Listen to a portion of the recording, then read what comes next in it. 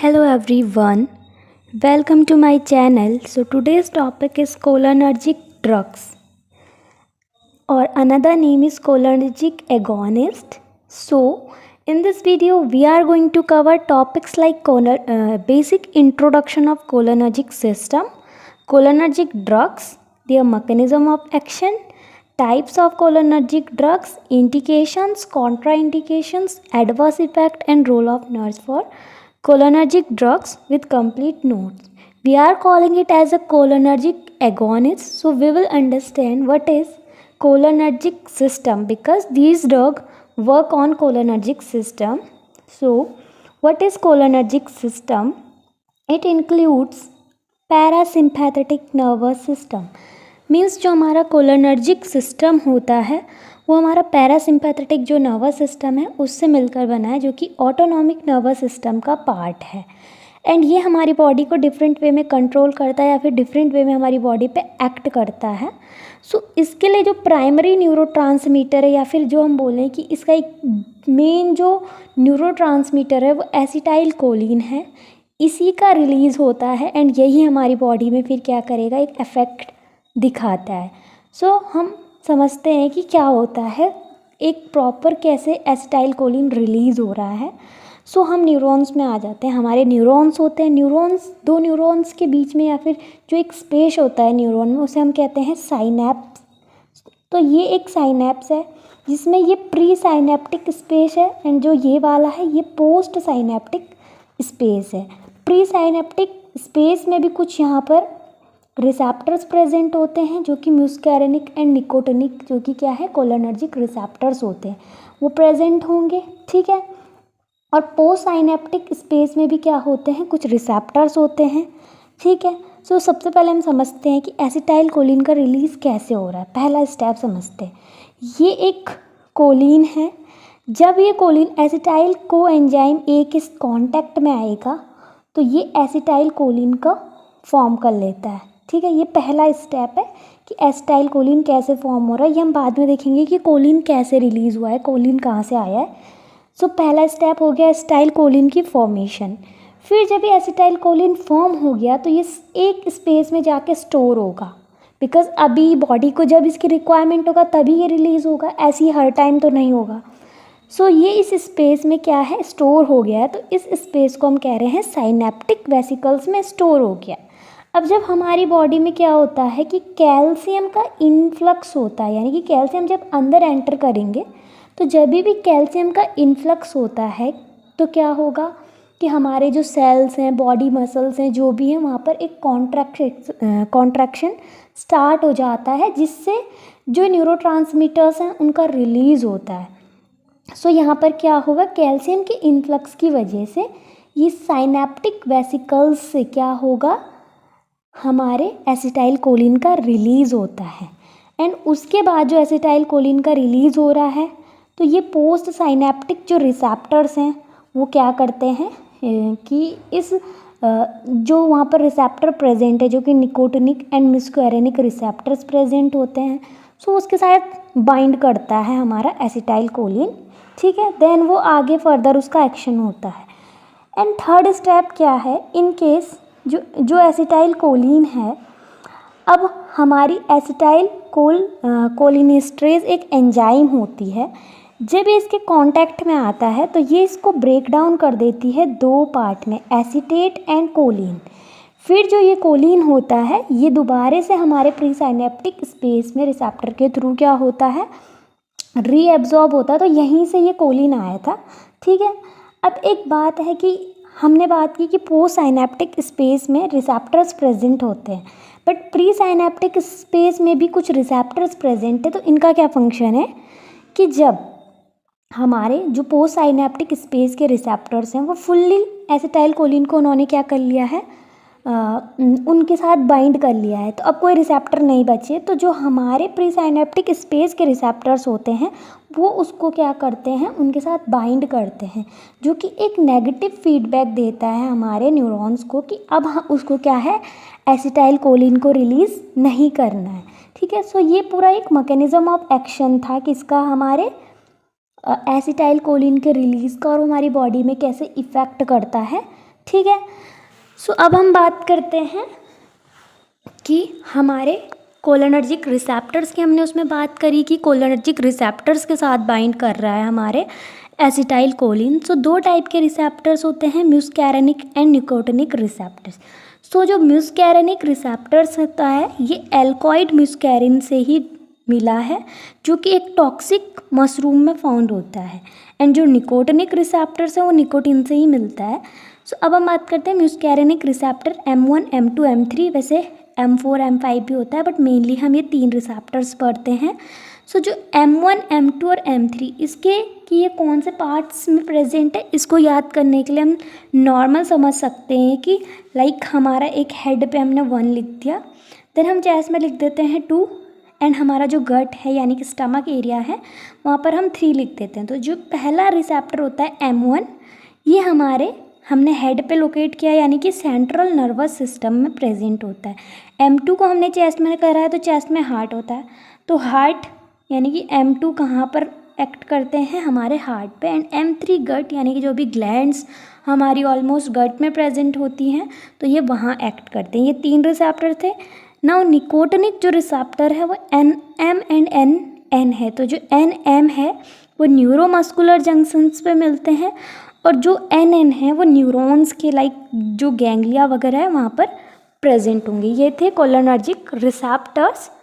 Now we will talk about cholinergic drug और cholinergic agonist क्या होते हैं। ठीक है, cholinergic agonist mimic the action of acetylcholine, यानी कि ये हमारी बॉडी में क्या कर रहे हैं, एसिटाइल कोलिन के एक्शन को ही कॉपी कर रहे हैं। मिमिक यानी कि सेम जैसा हमारा कोलिनर्जिक, जैसे हमारा पैरासिम्पैथेटिक नर्वस सिस्टम या फिर जैसे एसिटाइल कोलिन वर्क करता है वैसे ही ये करते हैं।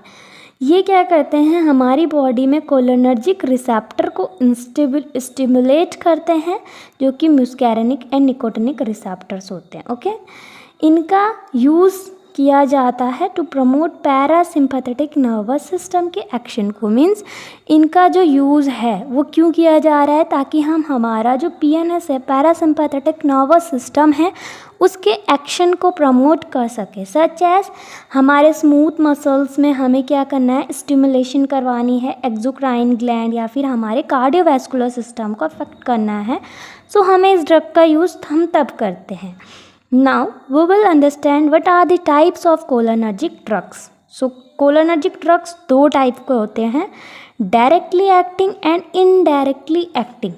अब जो डायरेक्टली एक्टिंग यानी कि डायरेक्टली एक्ट कर रहे हैं, acting cholinergic agonist directly stimulate cholinergic receptors. Means ये क्या कर रहे हैं, जो हमारे कोलिनर्जिक रिसेप्टर ये डायरेक्टली उनको स्टिमुलेट कर रहे हैं। दूसरे हैं इनडायरेक्टली एक्टिंग, तो ये क्या करते हैं, ये डायरेक्टली एक्ट नहीं करेंगे कि ये जाके रिसेप्टर्स पे गए और उनको रिलीज़ कराया।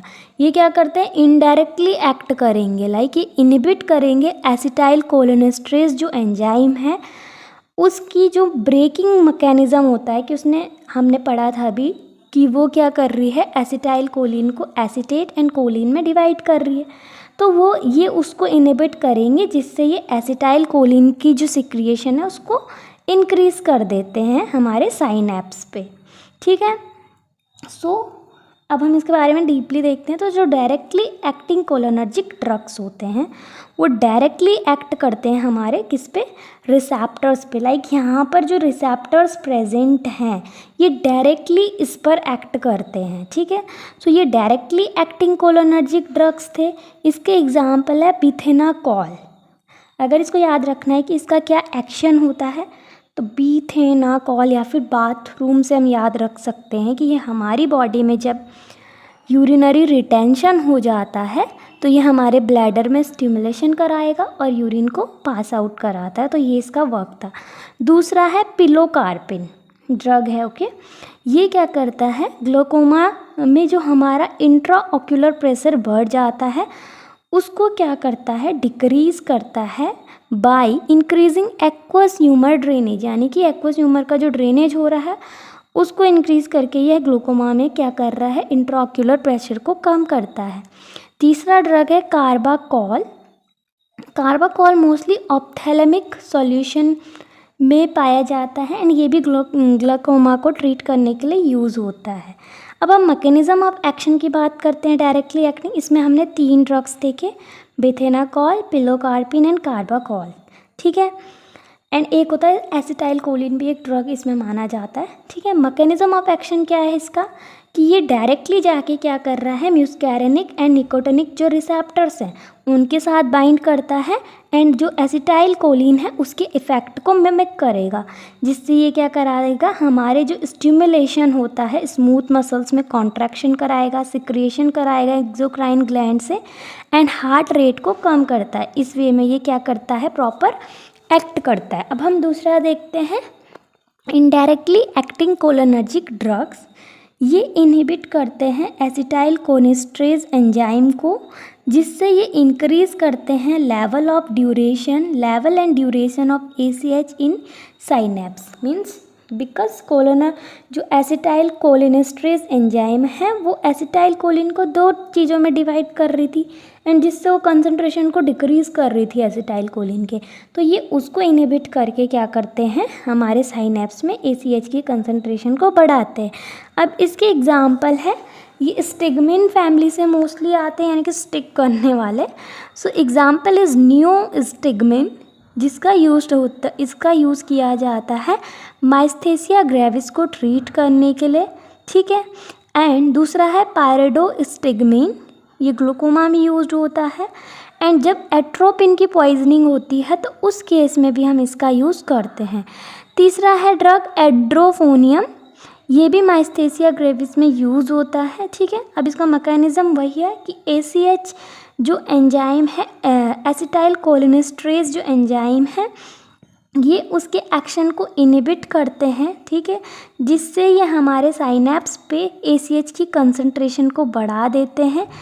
ओके, ये इसका मैकेनिज़्म ऑफ क्या था, एक्शन था। इसमें हमने 3 ड्रग्स देखी, नियोस्टिग्मिन, पायरिडोस्टिग्मिन, एड्रोफोनियम, ठीक है। नाउ क्या इंडिकेशंस है हमारे कोलिनर्जिक ड्रग्स के लिए।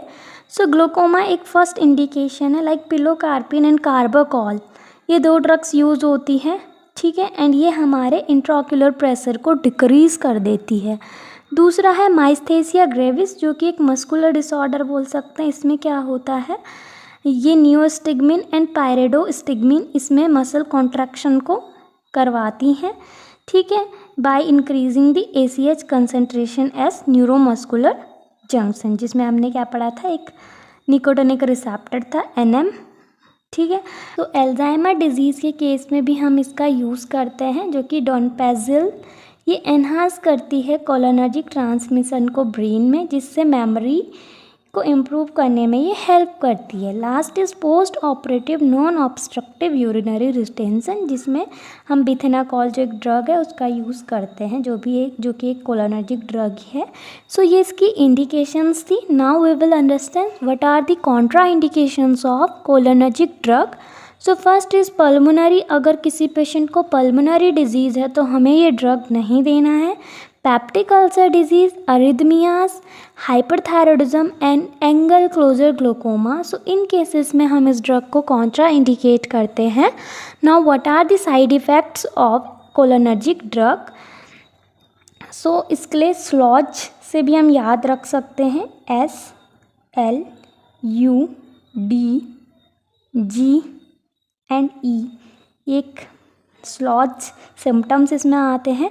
क्या साइड इफ़ेक्ट है, पहला S से सलाइवेशन, L से लैक्रिमिनेशन, U से urination, defecation, GI upset and emesis, all are the side effects of cholinergic drug है, जिसे हम स्लॉज से याद रखेंगे, ठीक है। Now what are the role of nurse while giving cholinergic drug. So हमेशा हमें पेशेंट को, सबसे पहला रोल ऑफ नर्स है कि पेशेंट को एडवाइस करना है कि वो मेडिकेशन को ले जो कि प्रिस्क्राइब्ड है, कभी भी वो डोज को अपनी तरफ से इंक्रीज़ या डिक्रीज़ ना करे, जिससे क्या हो सकता है, उसमें एडवर्स इफ़ेक्ट आ सकते हैं।